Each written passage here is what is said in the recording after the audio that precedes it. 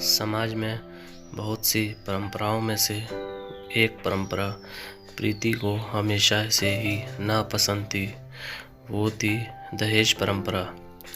प्रीति बहुत ही संस्कारी और छोटे बड़े सबका आदर करने वाली लड़की थी, लेकिन दहेज परंपरा के कारण वो कितना भी प्रयास कर ले ससुराल वालों का आदर नहीं कर पाती थी। प्रीति एक सीधी सादी लड़की थी, थोड़ी सी डरपोक खबराई स्वभाव की थी।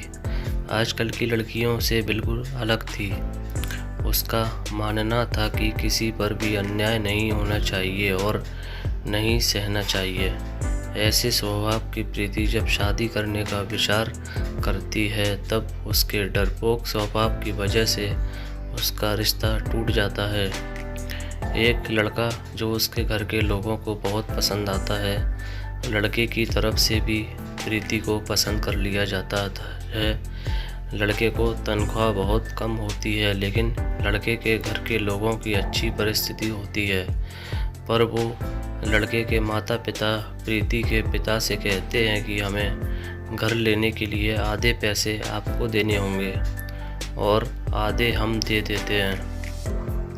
शादी के दोनों तरफ का खर्चा भी आपको करना होगा। ऐसी शर्त रखकर शादी पक्की करते हैं। प्रीति के सुख के लिए उसके पिता कर्ज लेने के लिए बहुत प्रयास करते हैं, लेकिन प्रीति को होने वाली सास का प्रीति को बार बार फ़ोन आते हैं। सिर्फ शादी तय कर ली, बाकी की जो बातें पक्की की थी उसका क्या। उनको दहेज हाथ में चाहिए था। प्रीति और उसके माँ पापा को आश्चर्य होता है कि ये सब पैसों के लिए इतने पीछे क्यों लगे हैं। तभी उसके पिताजी को शक हुआ और पूछताछ करने पर उनको समझ में आता है लड़के के माँ पिता की घर की हालत कुछ ठीक नहीं है। हमने जैसे सोचा था वैसे तो कुछ भी नहीं है। लड़के वालों ने जो बायोडाटा बनवाया था वो झूठा था। लड़के को तो तनख्वाह है ही नहीं। लड़के के पिता जैसे तैसे काम करके घर का खर्चा चलाते थे। ये सब मालूम होने पर क्या करूं, ये उनको समझ में नहीं आ रहा था, क्योंकि शादी तोड़ नहीं सकते। सगाई हो चुकी थी और जब शादी तोड़ी तो समाज में बदनामी होगी और फिर से लड़की की शादी नहीं होगी। इस डर से उन्होंने भी शादी तोड़ने का विचार मन से निकाल दिया और उसमें सकारात्मक बाजू देखकर जैसे लड़का होशियार है तो वह ज़िंदगी में भाग दौड़ करके ज़िंदगी में अच्छी नौकरी पा ही लेगा और लड़की को सुखी रखेगा। जो हमने आधे पैसे फ्लैट के लिए दिए और वह लड़की को ही मिलेगा। यह सब बातों का विचार किया और जैसे तय किया था वैसे ही शादी हो गई। प्रीति के पिता ने दोनों तरफ शादी का खर्चा भी उठाया और लड़के के पिता को दहेज की रकम भी दी। शादी होने के बाद लड़का होशियार होने के कारण उसे अच्छी नौकरी मिली। जब फ्लैट लेने की बात आई तो प्रीति के ससुराल वालों ने उन्हें पूरी रकम देने के बजाय 20 लाख के बजाय 5 लाख ही दिए।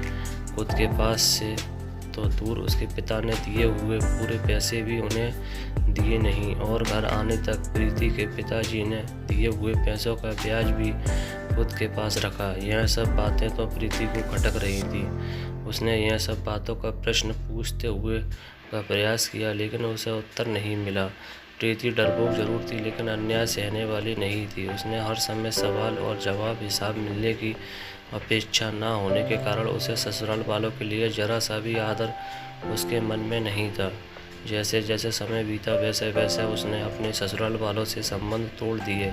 वह घर आते तब वो उनसे अच्छे से बर्ताव करती थी, लेकिन कभी भी मन से उनका कुछ भी काम नहीं करती थी। और वह जब गांव में रहते थे तब कुछ भी होता था तो वह पूछना तक जरूरी नहीं समझती थी, पर उसके ससुराल वालों को इसका कोई फर्क नहीं पड़ता था। जैसे जैसे समय बीतता गया वैसे उनमें बातचीत और अपनापन रहा ही नहीं।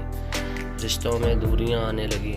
सच में दहेज के कारण रिश्ते टूटते हैं तो दहेज लेना कहाँ तक सही है। हालात तुम्हारे खराब हैं, इसलिए लड़की वालों से पैसे लेना कहाँ तक अच्छी बात है। लड़की के माँ बाप भी उसे सिखाते हैं, बड़ा करते हैं और लड़की दूसरों के घर जाकर उनके घर के लिए ज़िंदगी भर मेहनत करती है। उसके माँ बाप की उसमें कोई भी अपेक्षा नहीं होती। ऐसे सभी विचार प्रीति के मन में हमेशा घर कर जाते थे। दोस्तों, मेरी वीडियो को लाइक शेयर ज़रूर करें और मेरे चैनल को सब्सक्राइब करना ना भूलें। आपको ये वीडियो कैसी लगी मुझे कमेंट कर ज़रूर बताएं। Thank you.